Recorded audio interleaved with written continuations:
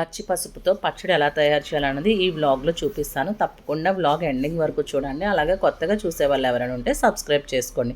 ముందుగా పచ్చి పసుపుని బాగా క్లీన్ చేసుకొని ఇలా చిన్న ముక్కలుగా కట్ చేసుకోవాలి. అలాగే మనం పసుపు ఎంతైతే తీసుకున్నామో దాంట్లో 4వ వంతు అల్లం ముక్క తీసుకోవాలి. అలాగే తగినంత జీలకర్ర, మన కారానికి సరిపడా ఎండుమిర్చి చేసుకోవాలి. ఇంకా వెల్లుల్లిపాయ అయితే నేను కొంచెం ఎక్కువగానే యాడ్ చేసుకుంటాను. దీని అంతటిని ఇలా కొంచెం నీళ్ళు వేసుకొని మెత్తగా పేస్ట్లా చేసుకోవాలి. ఇప్పుడు ఏదైతే మనం పేస్ట్ చేసుకున్నామో పచ్చి పసుపు డైరెక్ట్గా వేసుకున్నాం కాబట్టి ఆ పచ్చివాసన పోయేంత వరకు కూడా దీన్ని ఇలా నూనెలో వేయించాలి. ఇలాంటి పచ్చళ్ళు ఎప్పుడైనా చేసేటప్పుడు నార్మల్గా రిఫైండ్ ఆయిల్ అది వేసుకోకుండా గానుగ నూనె వేసుకుంటే కనుక చాలా టేస్టీగా ఉంటుందని చెప్పొచ్చు. ఇలా ఆయిల్ సపరేట్ అయినంత వరకు దీన్ని ఇలా ఉడికిస్తూనే ఉండాలి. ఇది కొంచెం దగ్గరికి అయిన తర్వాత మనం ముందుగా చింతపండు నానబెట్టుకొని ఉంచుకోవాలి. ఆ చింతపండు నుంచి గుజ్జు అయితే తీసుకొని ఇలా దగ్గర పడిన తర్వాత దీంట్లో ఆ గుజ్జు కూడా వేసుకొని మనం కాసేపు ఇలాగే వేయించుకోవాలి.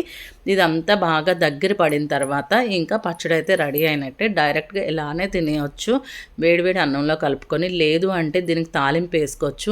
ఈ పసుపు పచ్చడిని పిల్లలకు కానీ రెగ్యులర్గా పెడుతూ ఉంటే కనుక వాళ్ళకి దగ్గు, జలుబు ఎలాంటి ఇన్ఫెక్షన్స్ అయితే ఉండవు. వీడియో నచ్చినట్టయితే తప్పకుండా లైక్ చేయండి.